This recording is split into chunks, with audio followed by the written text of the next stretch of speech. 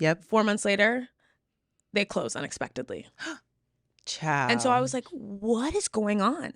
Everything I'm touching feels like it's crumbling. When you are called into something, that calling follows you everywhere. Yes. You can choose to like ignore it, Yeah. right? The calling follows you everywhere. Yeah. And then I was like, wait, things, you either listen better or things get louder. Things never change. You just get better strategies. And something I had to learn this year is that in my growth, I can't take everyone I love and care about with me. Welcome to Thrive With Her, a podcast where you'll tune into conversations, not interrogations, with inspiring women of color sharing how they're transitioning from doing what they're supposed to do to living their calling.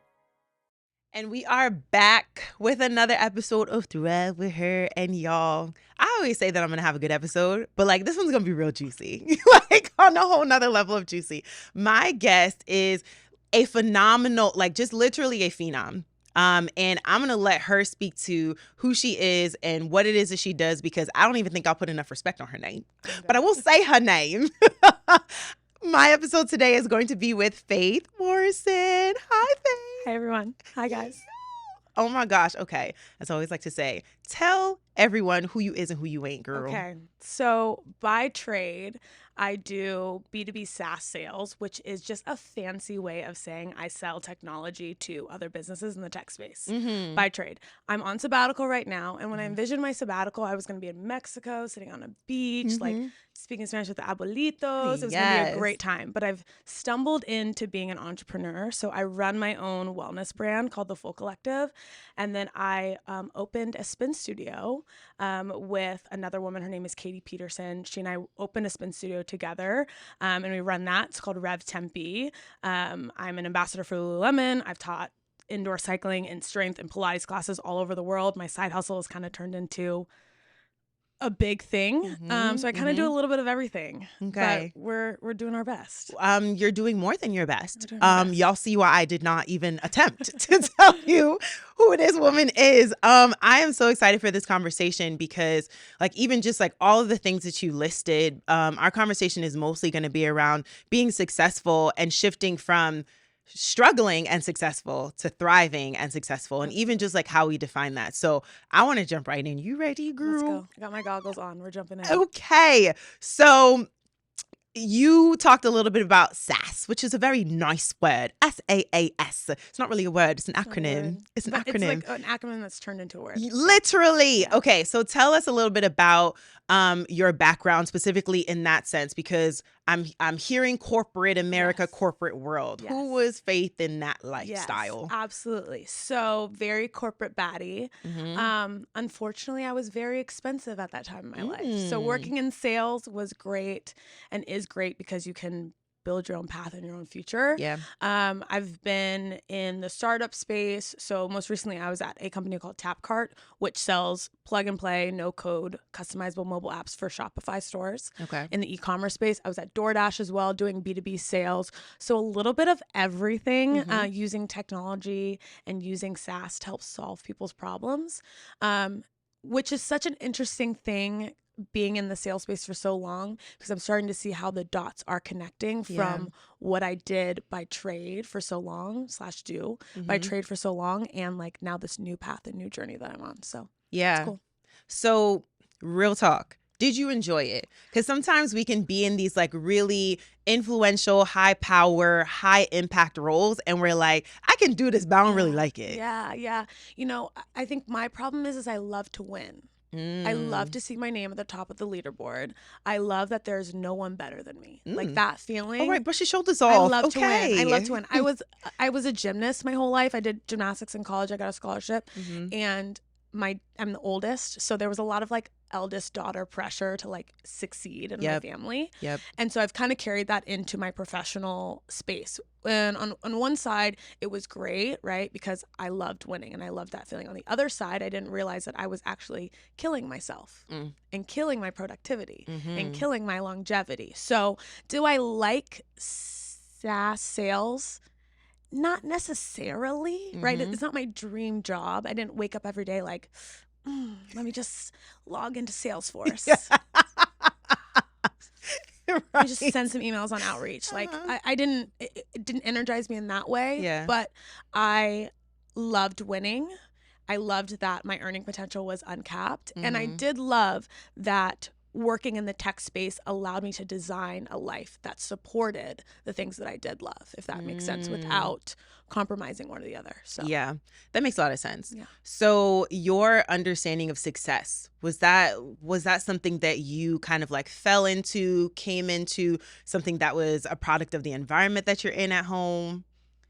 Yeah, it's so interesting because if you would have asked me even a year ago, maybe, or 2 years ago, my idea of success was so static, right? It was win, be the best, like kick everyone's behind, like same thing that's going to make them laugh is going to make them cry one day, prove the haters right. All of these things, I just hear my dad's voice, just like, which is true, right? But now I'm realizing that success is a little bit more holistic than it is static and a little bit more dynamic. A lot of the things that I learned early on served me for a really long time and still do serve me. Work ethic, drive, like commitment to excellence, wanting to be really, really good and wanting to do things well. Yep. Definitely serves a place. I think the problem is when it becomes the main thing, it becomes more of a detriment than like a benchmark of success. So my definition of success is ever evolving. And a lot of it came from going through a really hard year this past year and having to redefine and reconfigure like what does success actually look like. Yeah. So, Yeah, exactly. And so let's talk about that let's then. talk about it. Let's talk about this redefining, right? So the moments when you no longer felt that type of success being the primary and you were kind of like shifting into this new definition, like what were the indicators for you that you were like, I'm actually not rocking it right now? Like, this is not it. Yeah. I wish I was the type of person that could like learn in real time. People are so intuitive and they're like, something feels off. Let me just pivot. And the way in which things play out in my life is like, I feel like everything crumbles and then it's like, oh, I have no choice but to pivot, right? Yeah. And I think a lot of us really want stories of like the phoenix rising from the ashes without the like burning and crumbling, right? Or a lot of us want like the message and the triumph without like living through the mess, and so this past year for me was less of the intuitive process of something's not aligned to, okay, so everything's going to crash and burn. Okay. What you got? Right. What are you made of? Right. And the process of like gold being refined by a fire, that is really what I have felt in the past year of like a deep level of refinement of who I want to be, how I want to design my life, the vision I have for my life has come from the burning and the crumbling and the times where you feel like you're at rock bottom and you can't get up one more time. And I feel like, a lot of times we want very clearly to know who we want to be in life. But I think the biggest things is going through the hard times and figuring out with the bumps and bruises along the way of who you don't want to be, what kind of impact you don't want to have. Yes. How you want to lead, how you don't want to lead, which is equally, if not more, as important. Yep. But you don't earn those stripes without getting burned a little bit. Getting burned. Yeah. I mean, I love that you brought that up because it's really important to name the fact that like growth is not all beautiful and glorious. And you just wake up one morning and you're like, I have this vision and now it became true. Absolutely. Which to a certain extent that can happen. Absolutely. And the falling apart is so instrumental in that because, you are in the health and wellness space, all of that. You understand that like a lot of times in order to grow something, it kind of has to be ripped apart, broken down, right? Absolutely. And I love that you brought a fire. It just made me think of something. I have not shared this widely, but I'm going to share it with you all. Please, it's a safe space. Okay. So you were talking about in the last year, and I'm definitely going to ask you to like share more that you want to share about that experience. And so in the past 2 years for me, when I decided to leave my marriage and go through my divorce, I was heavy in my journaling. I was heavy in my praying, heavy in my intention setting, connecting with all of the guides that I have, spiritually speaking. And one day I used to have these really vivid dreams, like vivid dreams. And there was one dream that I had that still sticks with me, where I was literally in a physical structure, like a house, but it wasn't a full house because I couldn't see all four walls. I just saw the wall in front of me, and I would be present in it. And all of a sudden the whole house would go on fire. Wow. And it would take me with it, and then it would just reset. Wow. And the same thing just kept happening over and over and over again. Until one time I was literally looking at the structure, noticing a being in some way, shape, or form, like putting like accelerant around. I swear to you, I like literally wrote this down. Accelerant around the space. And I noticed one little section that they did not put an accelerant.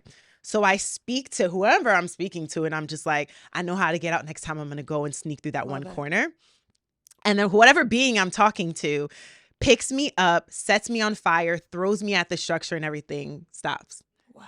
And I was like, what is happening? Girl, I woke up and was on my phone, like texting, like literally trying to like type out everything so that I could never forget what just happened. But the main thing, and I sat with it for a really long time. And then I shared it with one of my like really, really good friends who I think has a direct connection to God. Like, I don't know, maybe she's his secretary. I don't know. But plain and simple, how you a secretary for the Lord? You living in Brooklyn, like, get him on the phone. Right? So I'm talking to her, and she was just like, wow, like that's huge. And she was reflecting back, like how it connected to what was happening within my family, where it felt like the act of me choosing to do something different from what everyone else had chosen to do it required me to set myself on fire. Right? It required me to crumble, to do all the things, and also be an example of that level of transformation. But it was going to hurt. Absolutely. It's not about strategy. Absolutely. You don't need to find a corner. You don't need to like devise this beautiful plan. Absolutely. Be the transformation. Yeah. And that was hard. Yeah. It did not make it any easier afterwards. Doesn't. Like many, many days and many nights of crying, being in bed, not taking care of myself, all of that, months of that.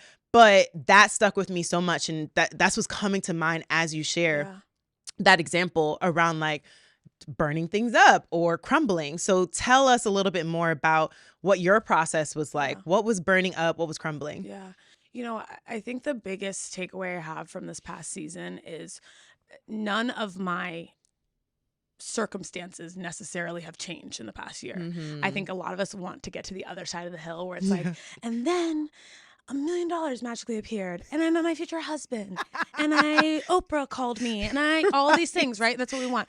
But I think the biggest evidence of change for me is not my circumstances changing, but there's like a perspective shift that unlocks for me. So I went from why is this happening to, okay, what can I learn from this? Because on the other side, there are people attached to your purpose and your destiny and your calling and your greatness that you have to learn by yourself in order to serve that purpose. So I say all to say is, you know, I started the year really, like I look back, if you were to look side by side, like Faith A and Faith B, Faith of last year and Faith now, you'd be like, oh, Faith last year, she was thriving, right? Like she was making well over 6 figures. Her side hustle was like a big deal. The group fitness space is a really small space.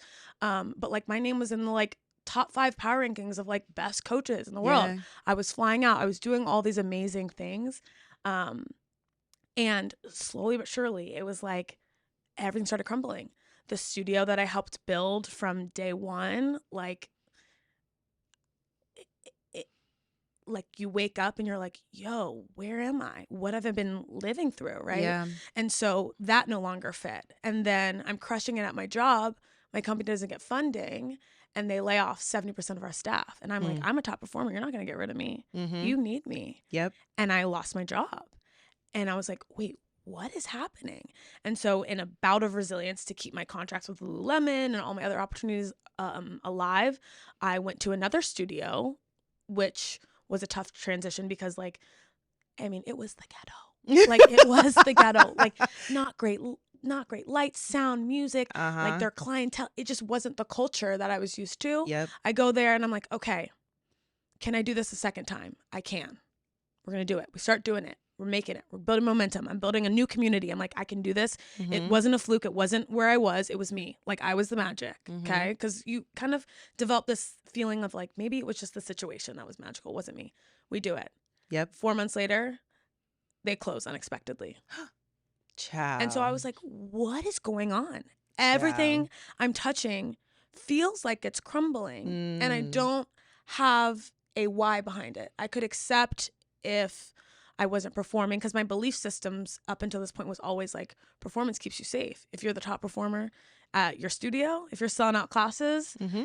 they're not going to touch you. Mm-hmm. If you're making a bunch of money for your tech company, they're not going to touch you.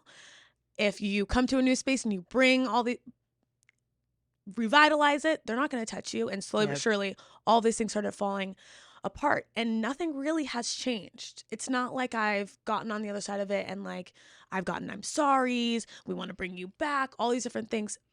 What has happened is I've developed a new perspective of what is this season trying to teach me. Mm-hmm. Now I'm on the other side where I have a team of coaches that I supervise, and I'm running my own business, and I have a lot more clarity on how I want to leave people based on the experiences that I had. Mm-hmm. How I want to leave every person, place, space, and thing better than I found it. Yep. Because I came from environments that slashed and burned me, or took advantage, or maybe I didn't even have the tools to draw the boundaries for myself too, because it's not always one-sided. Yep. Realizing and reframing, okay, this is the environment I want to create. This is the space I want to create. So it's been a wild ride. Yeah. Both of my little sisters got engaged this year. Oh, congrats to them. Love that for them. Yay. She's like, Love that congratulations. for them, right? But That's again, I've learned in this season this depth of character that I don't think I had. I always had and like subscribe to when things are going well. Yep. I realize that's personality. Like, character is what happens when things aren't going well. Yep. And I've had to learn this year, like, how to be happy for other people, Mm-hmm. to wait my turn, and to have clarity on, like, who do I want to be when things are hard? Yeah. And now realizing that, like, that resolution has other people attached to it. And so it's never in vain, if that makes sense. So it's long-winded. It was a long year. It was not long-winded at all. Everyone was probably like leaning I've in the lived edge of lots their of chair. lives this year.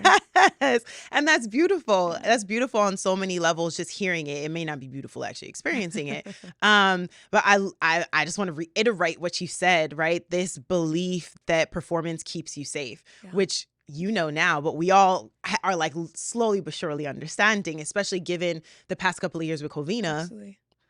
That like it's not about performance, right? Like the performance keeps us feeling safe. The performance keeps us feeling like we are valuable, right? And in control. Yes, and it is not the case at all. So, all right, because you just gently flexed, and I just want to reverse gently flex. You know, working in other people's studios, and now I manage a team. Okay, shorty boy. So how did you, let's be real, because I have this conversation with a lot of women, and then also even my clients, of just being able to identify when it is actually your work to be creating something as opposed to being like entrepreneurial and just finding a new environment that you can actually plant yourself in and grow. Sometimes what can happen is because a lot of these environments, whether corporate America or not, are not safe containers for us. We may just be like, I'm going to leave. Forget all of this. I never liked y'all anyway. I'm just going to create what I want, and then run into issues there. How did you know for sure as Faith that it was like, no, it's my mission to just run my own thing? You know, I wish I had like a moment of clarity. It just kind of started to transpire. Okay. And I think, again, a big shift that's happened for me is realizing the difference between my job and my mission. I've always been working jobs and expending my resources, my talents, my times for other people's missions. Once I developed my own mission for myself, then it became a little bit clearer to understand, okay, these are the things that I align with and these are the things I don't align with. So having a team and getting into leadership was a big act of selflessness, to be honest, because going from a place where I'm like, I'm big time, right? I'm a lone wolf. Like, people know who I am. People fly me out to come on a bike and like do a couple push-ups and right, to then realizing that maybe my legacy better serves, and maybe my knowledge and my experiences better serve a new generation and a new era of fitness and wellness. And so I kind of just stumbled into it because I felt like with having clarity on my mission, I realized that there was a gap. And unfortunately, it was a faith size gap, whether I liked it or not. I went into it reluctantly. I was like, after this year, I was like, I'm done teaching. Like, I don't want to do anything with fitness. I want to go back to corporate America. I want to go to Colombia. I want to meet a cute boy. Ooh. I want to live on a farm. Yes. I want to do all the things. Yeah. But unfortunately, when you do have a clear mission and you see those gaps, you kind of thrust into it, whether you want to or not. Right. And it's been a hard process because there has been so much pain and hurt in this past year, especially in the fitness space, that pouring myself out again and doing it again has been like, I don't know if I can take another blow, you know? But it's such a beautiful thing when you start to see other people start to shine.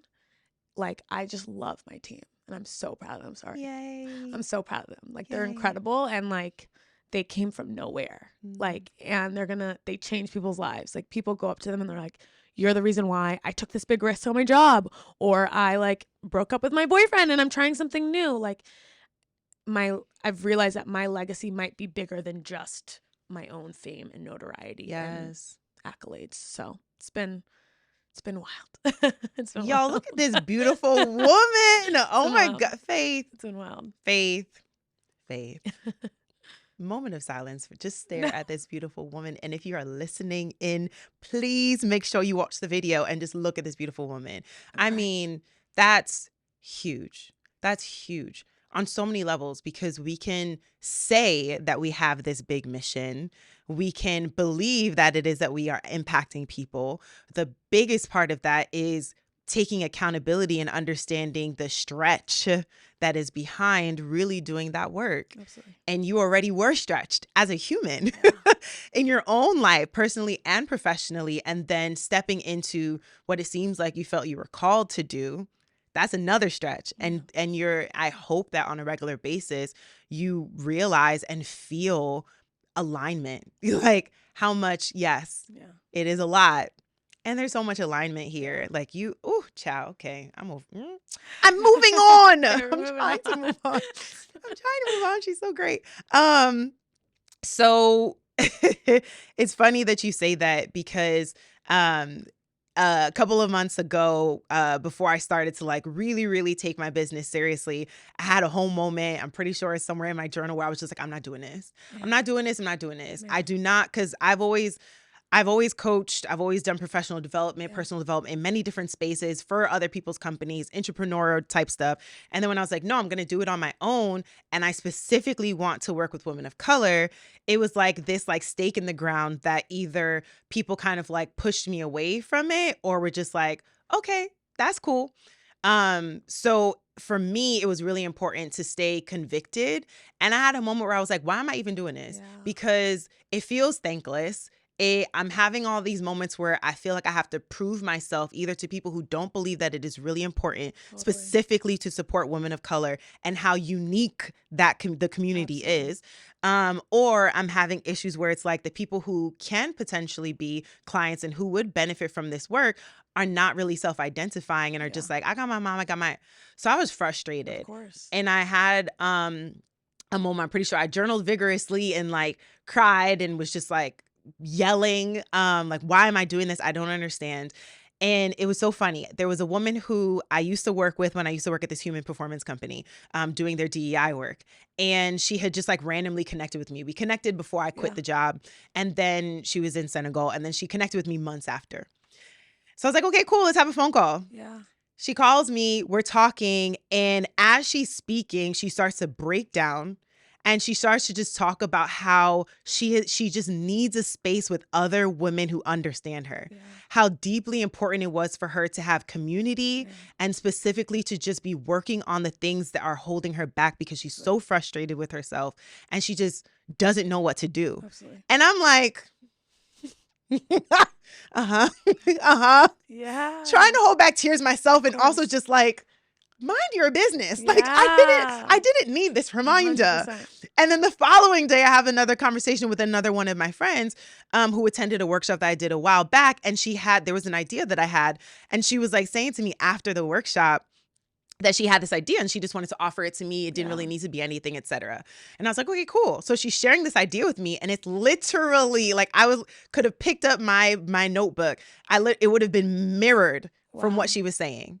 And I was just like, mind your business. Man. I'm not talking to you. I didn't ask for this. Yeah. And so I hear you on many levels, and even just speaking personally of like, when you are called into something, that calling follows you everywhere. You can choose to like ignore it, right? The calling follows you everywhere. But then it also is a choice to actually do it, right? And how important it was for me to have support while I was doing it. So I support like as in the physical world, but also spiritual support too. Of course. Because that was the only reason why I continued forward. I was like, if you're gonna make me do this, you're gonna be right next to me. So Faith, who is in that support system for you as you do this? Man, that's a really good question, because I prided myself for a very long time on like not needing rest, not needing people, like kind of being a lone wolf. And now I'm realizing that your true livelihood is your community is a barometer of that. Like that is how you measure how well you're doing, whether or not you're doing it with people or not. You talked about your relationship with God. That's been huge for me in this season, and a new level of like depth. I've always been a Christian. I've always been a Jesus person. That's just always been my identity and my practice. But there is a deep reliance. And it's so funny because things breadcrumb over your life and your experiences, right? I was feeling already, I feel like I should quit my job. I remember telling Ronald, I was like, I just feel like I should quit my job. And then I was like, that's crazy. And then I went to Colombia for my first vacation in like 3 years after being at the studio for so long. I went to Colombia to see, could I envision my life without spin? And then when I had came back is when kind of everything fell apart. And then I was like, wait, you either listen better or things get louder. Yeah. And your community allows you to listen better. Yeah. Before things get louder. Because this year, God was like clashing the pots and pans. It's like, I told you. Right. I told you. Yeah. And now, from having a really strong support systems of girlfriends, like I'm a guy's girl. I've always been a guy's girl, but girlfriends, girlfriends that look like me, girlfriends who don't look like me, girlfriends that do what I do, girlfriends that don't do what I do, that can help you listen better. Quiet time. Huge for me. I used to talk to God and be like, okay, listen, God, here's the agenda. Here's what we're going to do. Right. Here's what we're going to do. Bop, bop, bop, bop. You got the plan? Okay. Go crazy, King. Right? Versus now carving out time in my schedule, my practice to sit and listen. A lot of times I don't get like clear answers. When I first started doing it, I was like, I'll just sit and listen, and then I'll open my eyes and an angel's going to appear on my bed. Right there. And he's going to touch me on my nose. Right. And then it's all going to play out. Yeah. And it doesn't really happen that way. But creating that space and that accountability allows you to listen better, has allowed me to listen better. Being more transparent with like my family and my friends and my community of like what I'm going through and what I'm struggling with. I've always wanted to win in public, but like fail in private. Yeah. And I failed in public in a really public way this year. Not even failed. Things have just fallen in a really public way. Yep. So being able to rely on people. And then last but not least, therapy. Oh, child. The best investment you can make in yourself. Right? And going from someone this past year who was making money, real money, more money than I'd ever seen in my life, more money than after my dad played professional football, more money than he had made in his professional life. That is something that even now in the entrepreneurial space, and it's not the same, that is an investment I will continuously make in myself. Yeah. Because therapy, having a safe space to talk and not feeling like other people's livelihoods depend on my performance, or other people's attachment to me depends on how I do. Yep. Huge. So yeah, I have a strong tribe, and I'm thankful for them because they have kept me afloat, Mm-hmm. and they've kept my ears open during this season. Mm-hmm. So that hopefully next go around, God doesn't have to start clanging pots and pans to get my attention. Have you seen the scene? I don't know what show it is. They're like, I didn't get no sleep because of y'all. Tanisha? Yes. Y'all not, that is literally, that Bad was Girls God. Club. That was God, like banging. Like, are you going to wake up? Yes. Are you going to wake up? Yes. And in this season of my life, I've learned like my people help me listen better so that hopefully next go around, we don't get to the point that we have to Yes. get to. Yes. And I can be a little bit more acutely aware and have better strategy. Things Yeah. don't change. You just get better strategies. Yeah. Ooh, say that again. Things don't change. You just get Things- better strategies. Things never change. You just get better strategies. And I love that. I absolutely love that. I mean, it sounds like your support system also it consists of people who not only you can trust, but also who see you for who you are and then see what it is that you want to do. Have you ever found yourself as you've been going through this process, needing to possibly adjust the people who are within your support system? And what does that look like? I'm so glad you said that, because especially when you are reconfiguring your life and you're taking a risk and you're doing things that you've never done, it's really important to incubate yourself in that process, because one negative thought and comment can quickly derail you. Yep. And something I had to learn this year is that in my growth, I can't take everyone I love and care about with me. Not in the same capacity. Yeah. I didn't have falling outs, right? But there are people that I had to draw boundaries with, relationships that I couldn't take with me. And I don't like from a sense of like, because it no longer served me.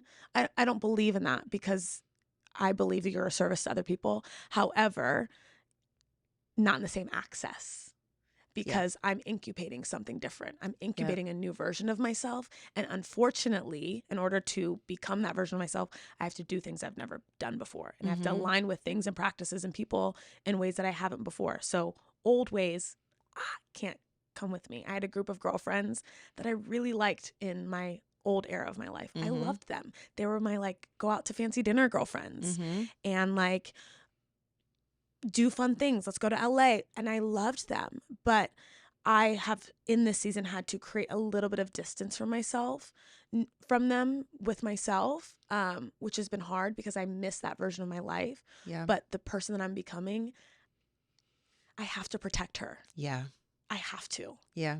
And so that has caused me to take a little bit of a separation, which is scary and it's sad and it's grieving. Like it's mourning not only that version of you, but the version of you that existed in those relationships. Absolutely. And trusting a version of you you've never seen before. Yep. Which is I know. scary. And it comes with all these new things that you cannot foresee or even plan for. I'm glad that you said that. And in a second, I'm going to ask you like, how you saw yourself, like just in terms of like visioning your next self. But I'm going to share this like really real moment that I had literally last week.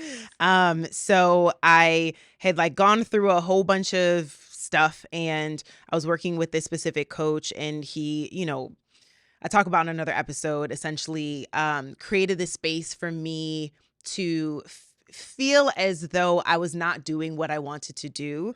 And that I was, you know, in essence, helping other people do what they wanted to do, but not doing it for myself. Man. And I was just like, interesting. And if that is true, not attractive.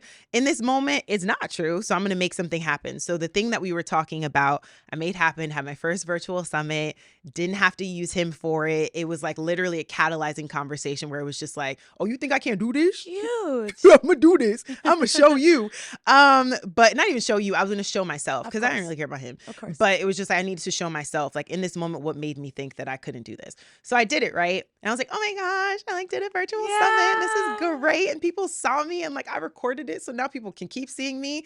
And I like closed my laptop.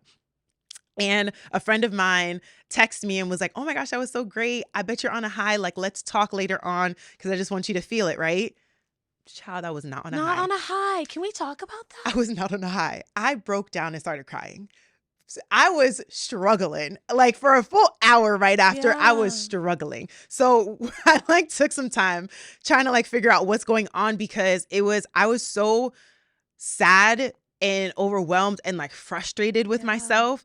And I couldn't understand in that moment why. And I was trying to articulate it to one of my friends via like voice note. And then I was just like, let me just stay quiet and let me just figure this out myself.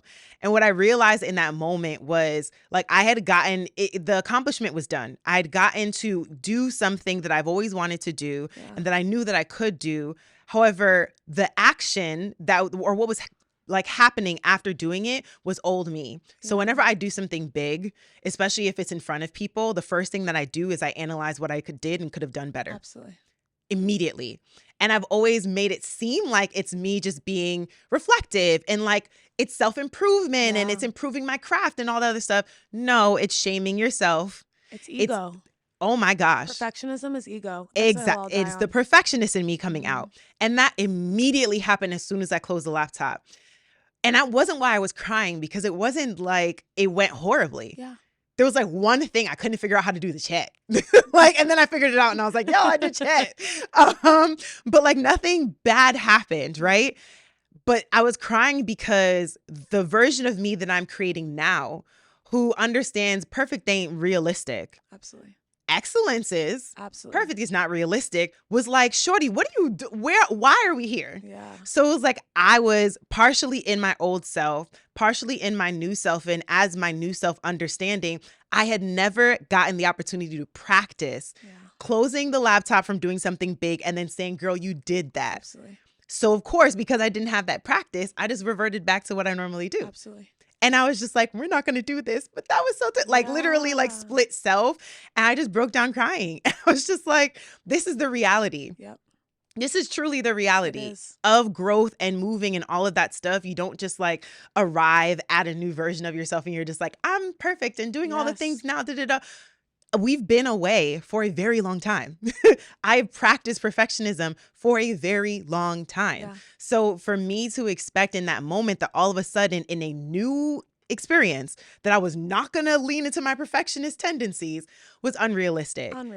Beyond unrealistic. And then once I was able to communicate that or articulate that for myself, then I communicated it with my friend. And then she was like, oh, okay. And then we could talk about it. And I needed her support. Like I wanted to be able to be supported by someone. So it didn't need to necessarily just be about me.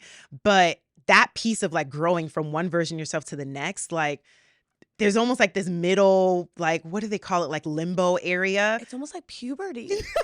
Yes. It's almost like puberty. Yes.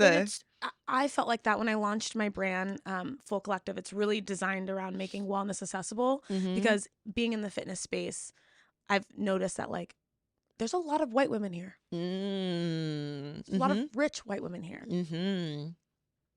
Where are we at? As your clients, you're saying? Yes, absolutely. Even as coaches, we deserve to live well too. Yes. Everyone deserves to have access to wellness. And I remember having a very similar feeling when I launched Full Collective. I was like dead on the inside. I was really expecting to feel some like sort of triumph. And that's when I started to realize, man, I idolized my output and my performance. Yep. Idolized it.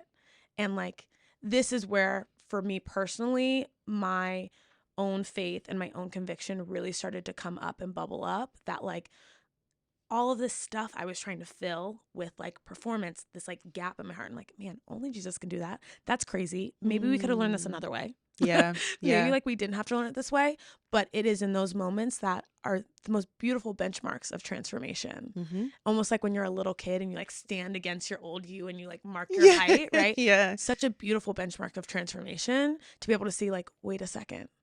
Nothing is wasted. No season, no experience is wasted because here I am. Yep.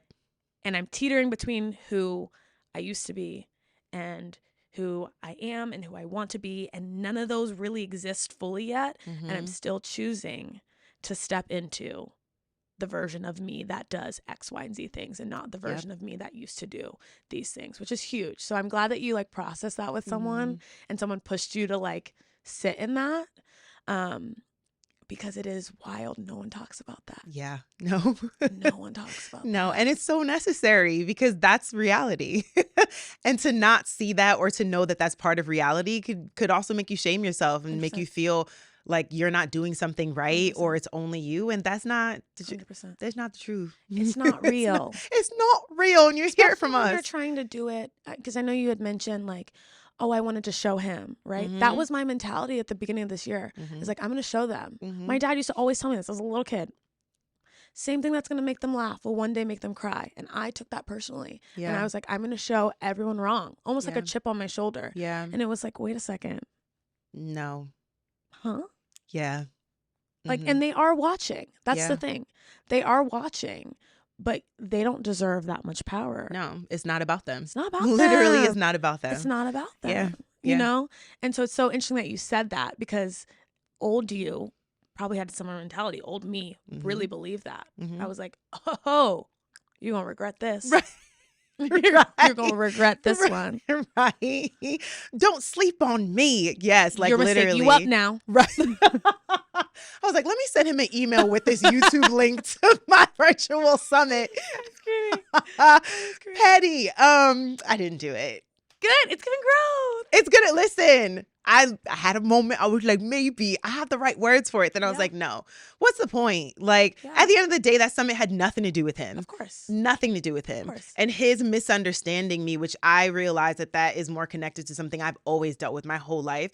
The number one thing that gets me is being misunderstood. Man. And there are so many elements of me too. So Yeah. I think that a person who doesn't have an open mind could easily misunderstand me because they're Absolutely. just like how this and how that. But I felt misunderstood by Yeah. him and judged in a way. My capacity was being judged by someone who Yeah. did not understand me. Yeah. So in my head, I'm just like, all right, I'm going to teach you. But no, what's the point? Yeah. Because it wasn't like he was somebody that I wanted to continue working with Yeah. who needed to be educated on me Yeah. in order to keep supporting me. Yep. No, you had a misunderstanding, a misconception. That's cool. Absolutely. It don't matter. The whole point was I was talking about something I really wanted to do. Absolutely. Now I'm going to do it. Absolutely. And I did. And you So if you're watching did. it, I did it. Yes. Yes. And it's like, like you develop this like people who misunderstand us, we take it so personally. Mhm. But when you're called to do something and to create something that has never fully been done in the way that you're going to do it, of Mhm. course people aren't going to understand. Yeah. Like if anything, that's an indicator that like you're on the right path. Because if everyone Mm. understood it, everyone would do it. Correct. If everyone could grasp what it is that you see, Mm-hmm. you wouldn't be the one, like there wouldn't be a you-size gap waiting for you to walk through. Preach. And so misunderstanding now, I'm like, oh, we're onto something. She cooked here. She's cooking. Like, Mm. and that craving of being understood, Yeah. there are people who appreciate it in my circle, and that's why community is so important. They Yep. see it and they appreciate it. And even if they don't understand, they can support. Yep. And it's not always like positivity, like go, go, go. It's sometimes those questions of like, flesh that out a little Right. bit more for me, babe. Right. Tell me that Flesh in a it out, different way, right? please. Yeah. But seeking approval and understanding from other people, I've realized that they're not supposed to get it. Yeah. It's not theirs. Yeah. It's your magic. Yeah. The spell doesn't, the abracadabra doesn't work with them Mm-hmm. because it's yours and it's Mhm. like uniquely yours and it's uniquely mine. Yep. And that was like a huge breakthrough and unlock that happened this year for me when I was like, wait a second. I don't want y'all to understand me. I don't want to be like you guys. I received that. Ooh, chill. You a preacher? Man, just Yeah. on a bike. Ooh. Just on a Just on the bike. Just on Let the me bike. join for the Just next on the bike. session. Okay, so all right. So I was having this conversation with my partner yesterday, and it's coming to mind now because of the focus of our conversation, and it's about regrets. Mhm. So regrets. No ragrets. No Remember ragrets. no ragrets with the tattoo. Okay. So life in general is going to teach you on many different levels, right? And part of the conversation we were having was a conversation I had with someone else where it seemed to me that it was clear for them to almost like tell me things or teach me things because of things that didn't go the way that I had planned originally. So instead of it being like, yeah, that's life, what did you learn? It was more of like, yeah, you did something wrong and that's why you dealt with Yeah, it. Absolutely. I don't really believe that. Yeah. Especially because of the thing that we were talking about. it was clear to me, especially now coming out of it, that the experience that I had was something that I needed to go through to learn something specifically about myself and to also allow me to stop engaging in a certain behavior that was self-destructive. Yeah. So it didn't matter to me that I had gone through that like big thing. In the moment, it mattered. Obviously, that was not great. However, coming out of it, it wasn't like, oh, I wish that never happened. Yeah. I regret that I even did da-da-da-da-da. Yeah. No, because I wouldn't be who I am right now or understand things the way that I understand things now if I had not gone through that, right? And so I was just like, what is my relationship with regret? Yeah. Because I don't think I really feel regrets. I think I have like a little bit of a thick skin. I'm a little bit of a risk taker. It's just like, I'm gonna go see, not like irresponsibly, but more of just like, I think that this is aligned. This is what needs to happen at this moment. If it doesn't work out the way I planned, it didn't. But I feel like this is where I'm supposed to be. For you, what is your relationship with regret? Man, you know, I think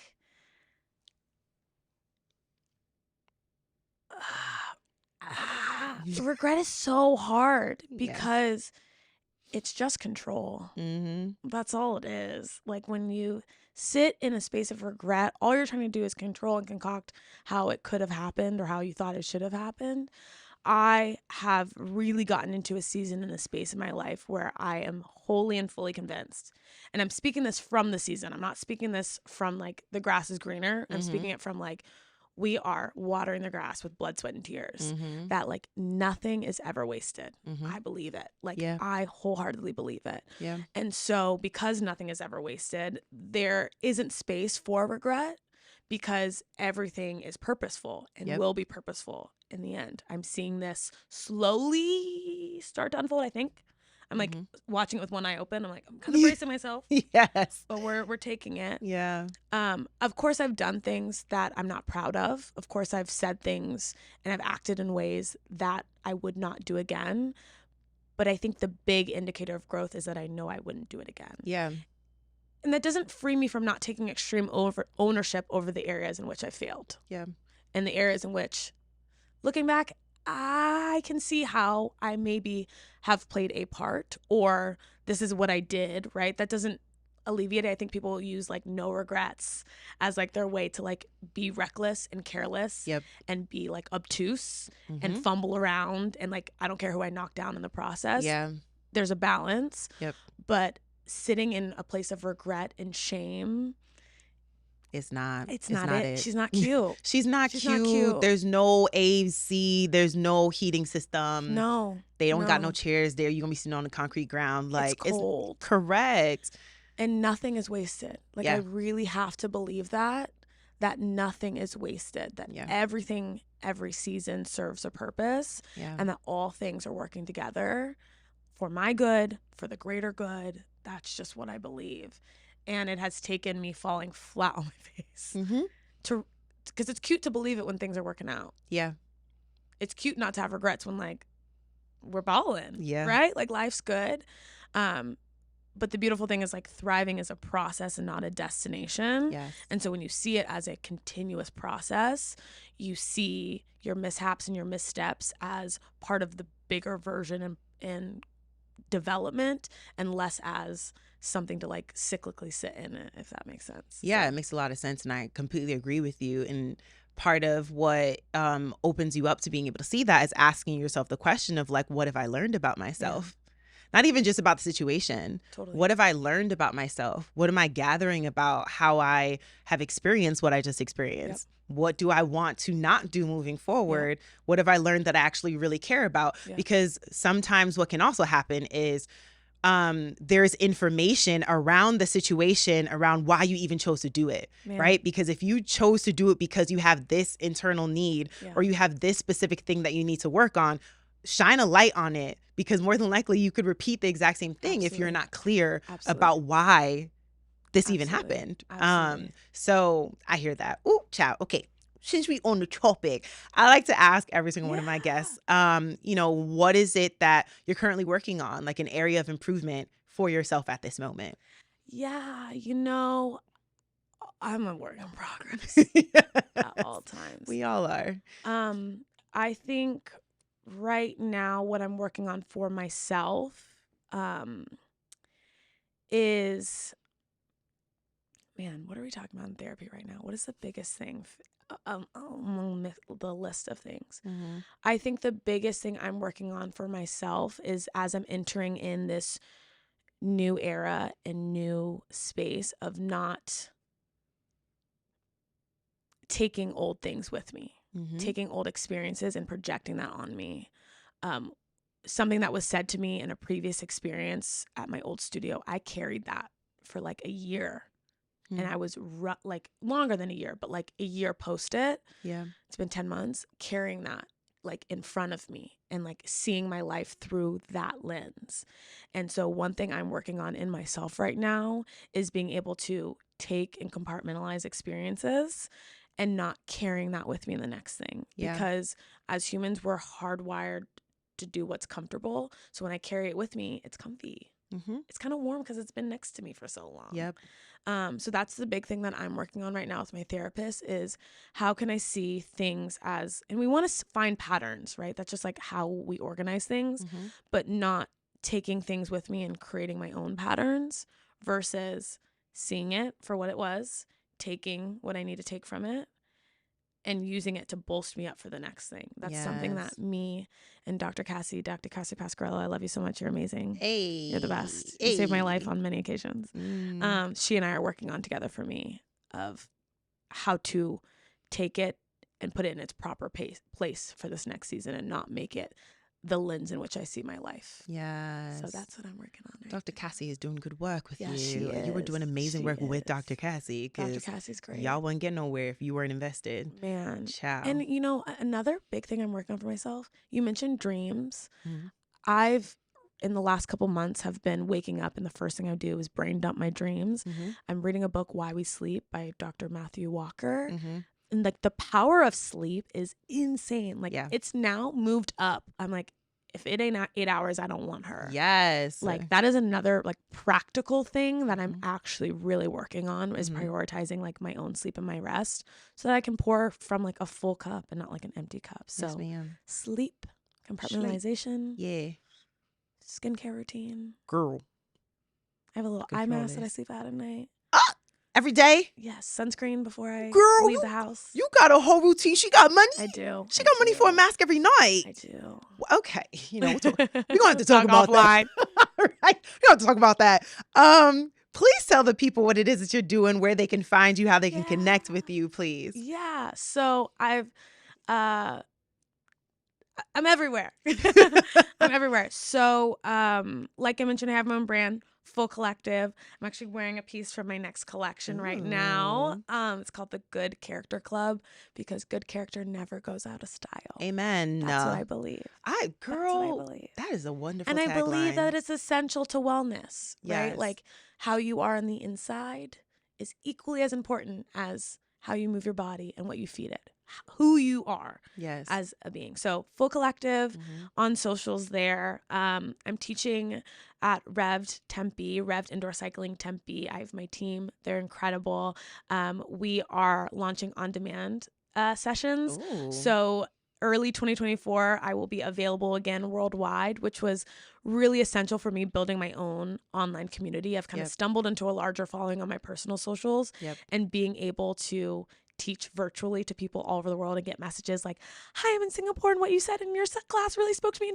So I'm excited to reconnect with my people in that way, which is going to be really exciting. Yay. And I'm just like thugging it out. That's pretty much it. Yes. Just all things Full Collective, all things Rev'd, and finding the joy in teaching again. And so I'm excited now to have something that's my own, and I'm excited to like reintroduce the fitness world to like this version of me. So y'all see her, meet her again. I love it. Thank you so much. Thank you so much for taking this time, this space, and just being your like true, authentic, like raw self. I think that you are like a picture image of someone who is deeply invested in their growth, but deeply aware of just how much, like, by growing yourself, you are also impacting the world. Yeah, thanks right? for saying that. You're amazing. You're amazing. Thanks for saying Right? that. We're about to have a good ass conversation. And child, this after show gonna be juicy. We talking about toxic friendships. Okay. Thanks, y'all. See you See you next time. Y'all, I hope your cup feels just a little bit more filled after tuning into that conversation. Be sure to subscribe so you do not miss the next episode. Until next time.